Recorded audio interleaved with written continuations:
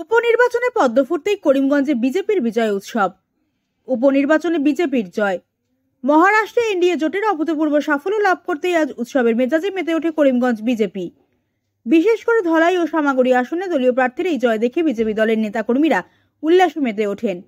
Band party আর আতশবাজি পুড়িয়ে নিজেদের উল্লাস ব্যক্ত করেন জেলা বিজেপি নেতারা। জয়ের আনন্দে চলে মিষ্টি বিতরণও।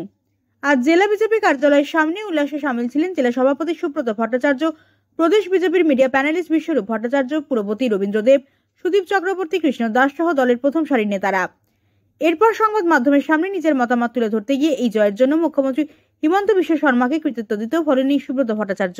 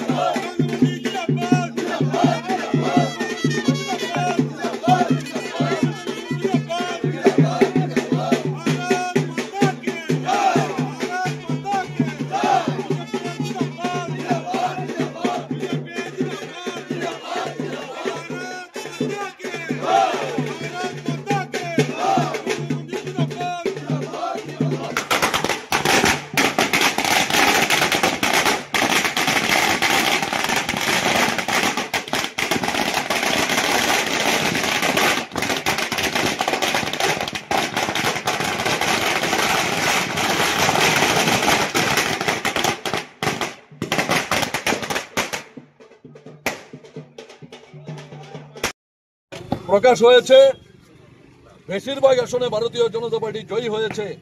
আর এই জয়ের পিছনে আমাদের মাননীয় মুখ্যমন্ত্রী শ্রদ্ধেয় ডক্টর হিমন্ত বিশ্ব শর্মা মহোদয়ের এক অনবদ্য অবদান আছে। আমরা মাননীয় মুখ্যমন্ত্রীজিকে অভিনন্দন এবং শুভেচ্ছা জানাই। আমরা আমাদের রাষ্ট্রীয় সভাপতি শ্রদ্ধেয় জগৎ প্রকাশ নাড্ডাজিকে অভিনন্দন জানাই। আমাদের প্রদেশ সভাপতি শ্রী ভবেশ কলিতা মহোদয়কে অভিনন্দন জানাই। আর মাননীয় প্রধানমন্ত্রীজি এই দেশে যে পরিবর্তন এনেছেন, ভারতবর্ষ আজকের দিনে সমগ্র পৃথিবীর মধ্যে অন্যতম উন্নয়নশীল রাষ্ট্র হিসেবে পরিগণিত আছে। সমগ্র ভারতবর্ষের মানুষ জনগণ বিজেপির সঙ্গে আছেন।